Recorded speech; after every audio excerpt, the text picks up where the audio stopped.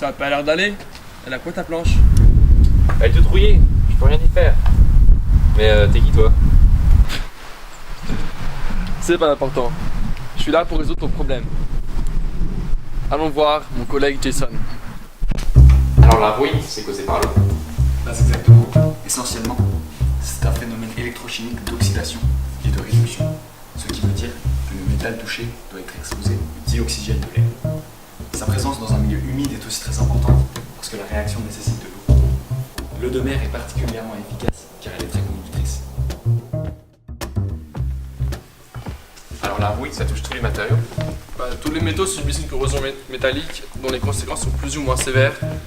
Toutefois, la rouille touche exclusivement le fer et tous ses alliages, comme dans ton skate. C'est compliqué tout ça. Mais t'inquiète pas, on va résoudre ton problème. Et peut-être que tu apprendras aussi comment éviter que ça se reproduise.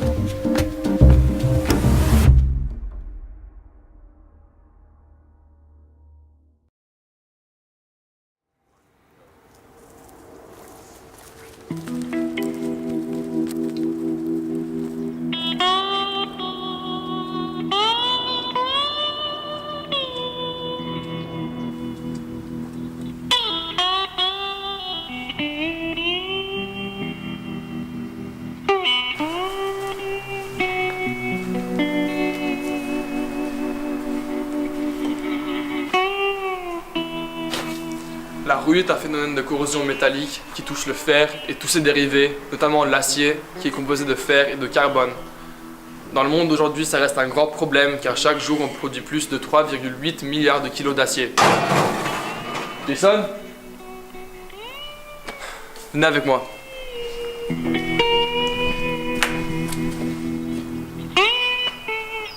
En effet, depuis le début de cette vidéo, 1,3 million de kilos d'acier ont été déjà produits. La solidité et la longue durée de vie de l'acier en font un matériau optimal pour la construction, la mécanique et la technologie. Il est rapide à produire, recyclable et bien plus efficace que le fer brut. Cependant, il reste vulnérable à un seul phénomène fatal, la rouille. Au quotidien, on peut facilement trouver des problèmes causés par la rouille. Nous sommes allés voir notre ami Dorian, qui revenait d'un long voyage en Sibérie avec son camion d'occasion, acheté il y a 2 ans. Maintenant, l'acier qui recouvre le véhicule voit apparaître des traces de rouille, même sur des surfaces intactes. Typiquement, ce qu'on peut voir là, enfin encore pas mal d'endroits. Donc qui n'y étaient pas il y a 2 ans, hein, clairement, parce que j'avais tout gratté il y a 2 ans. C'est des points qui sont sortis de par l'intérieur. Donc je soupçonne qu'ils aient recyclé de la tôle déjà rouillée, avec déjà des particules de rouille à l'intérieur et qui commencent à sortir avec le temps. Donc même s'ils ont fait des traitements avant de poser la tôle, avant de poser l'après, ils ont fait des traitements sur la tôle. Mais au bout de 15 ans, 10, 15 ans, ça commence à bien rouiller.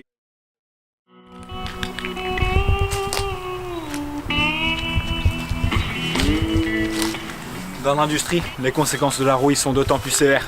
Il est estimé que 20% de la production mondiale d'acier a pour but de remplacer des pièces rouillées. Sachant qu'en moyenne, 1 kg d'acier coûte 67,5 centimes à produire et que la production mondiale est de 1600 milliards de kilos par an, nous pouvons déduire que la rouille coûte à l'industrie 200 milliards d'euros par an. Ce phénomène a donc clairement un impact immense sur le monde d'aujourd'hui.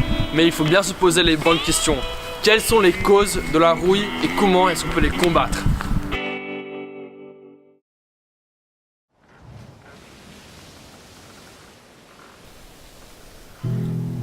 Pour mieux étudier les causes de la rouille, on peut commencer par observer les milieux où elle survient.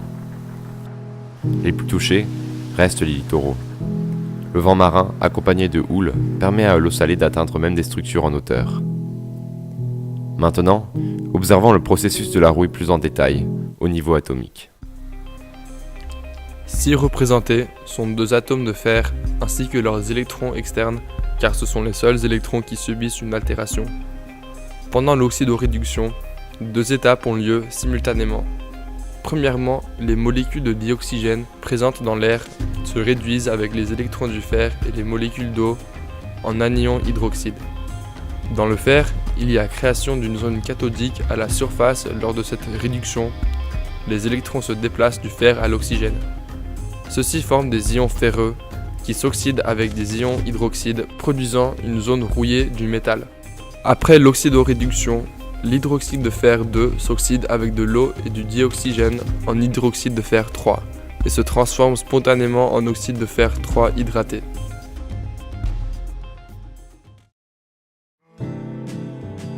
Maintenant qu'on comprend les mécanismes de la corrosion métallique, on peut commencer à évaluer les mesures qui pourraient l'empêcher.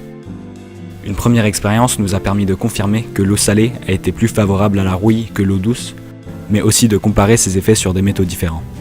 D'un côté, nous avions des clous d'acier brut qui, comme nous pouvons le voir, se sont oxydés très rapidement.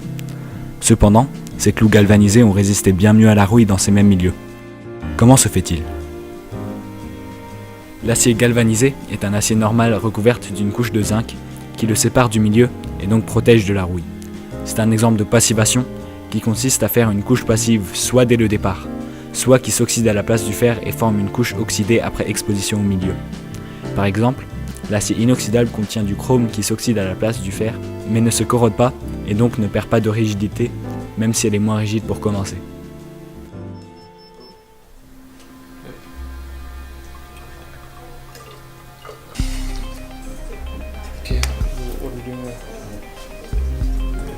Notre deuxième expérience nous a permis de comparer diverses méthodes préventives à l'échelle de nos clous.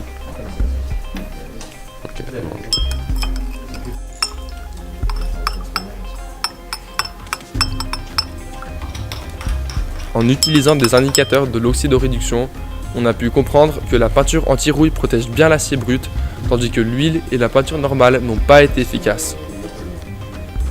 D'un autre côté, une bande de magnésium enroulée autour du clou a aussi ralenti la rouille en oxydant plus facilement que l'acier. Donc, dans ces boîtes de pétri, on a mis de l'eau salée à une concentration de 43 grammes par litre. On a aussi ajouté de la poudre de potassium ferricyanure parce que ça contient de la ferrocyanure qui permet de détecter des ions Fe2+, soit détecter la corrosion métallique dans ces boîtes. Donc voilà.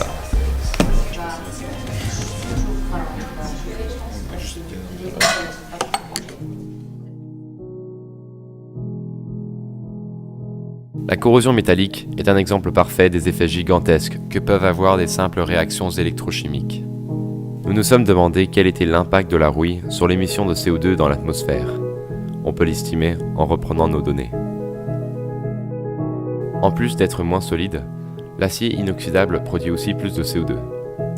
Selon Winnipeg, la production d'1 kg d'acier normal émet l'équivalent de 1,77 kg de CO2. Sa contrepartie inoxydable, par contre, produit l'équivalent de 6,15 kg de CO2, ou 3,5 fois plus. Donc si tous les 3,8 milliards de kilogrammes d'acier produits par jour étaient à la place de l'acier inoxydable, il y aurait près de 17 milliards de kilogrammes de CO2 de plus émis chaque jour. Des calculs, tels que celui-ci, permettent de démontrer l'importance de la recherche et l'innovation. Même au XXIe siècle, l'humanité n'arrive pas à entièrement surmonter certains obstacles, tels que la rouille. Le coût environnemental des solutions actuelles montre que cette problématique est encore très pertinente.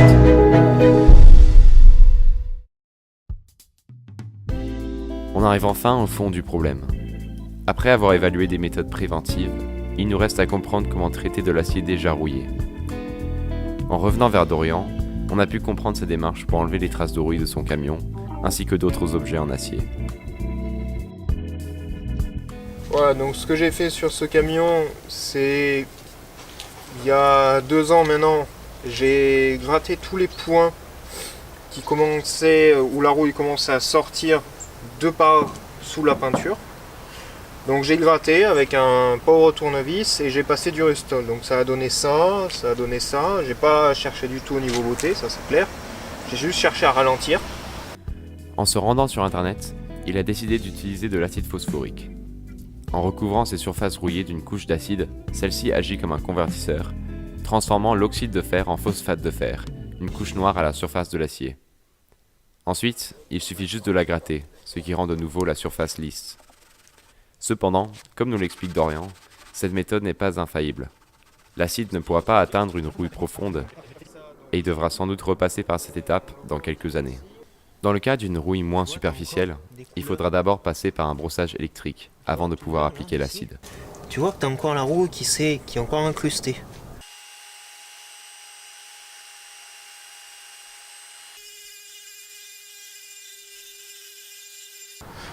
Après, pour moi, si tu veux avoir des résultats meilleurs et non pas juste vitrifier la rouille, mais la stopper un peu plus, essayer de la manger, quoi, entre guillemets, pour essayer de la stopper, on espère plus durablement, c'est du moins mon espoir, et surtout pouvoir peindre derrière, parce que c'est ça la problématique. C'est que pour pouvoir peindre derrière, il te faut un état de surface qui soit quand même bon. Quand tu as un truc comme ça, tu peux difficilement peindre derrière, tu as un état de surface qui est pas bon. Dans certains cas, Dorian doit utiliser une meuleuse pour se débarrasser de la rouille. Mais même après toutes ces mesures, il reste assez pessimiste. Le phénomène se reproduira progressivement dans les mois et les années à venir. On pourra donc appliquer des produits anti-rouille sur l'acier pour tenter de ralentir au maximum la corrosion. Pour résumer, la rouille est un phénomène qui touche de nombreux aspects de la société, de l'industrie et du quotidien, coûtant à l'humanité des milliards d'euros par an. Néanmoins, il est dû à un simple processus d'oxydoréduction qui nécessite du dioxygène et de l'humidité.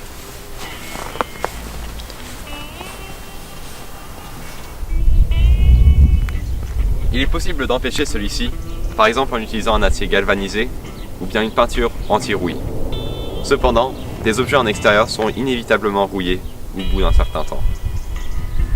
Pour le moment, les solutions les plus efficaces restent les plus coûteuses et les moins durables. En effet, la traite d'acier rouillé requiert beaucoup d'efforts et ne peut empêcher la rouille au long terme. Pour cette raison, la corrosion reste une problématique très importante dans le monde d'aujourd'hui. Avec plus de temps et de recherche, on aurait pu analyser des solutions alternatives et peut-être arriver à une conclusion plus complète.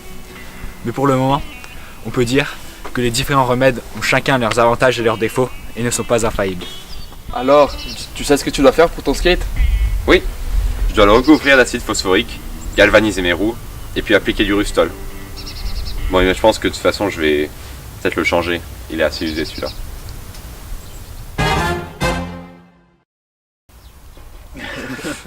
L'habitude nous joue des tours, nous qui pensions que notre amour avait une santé de fer.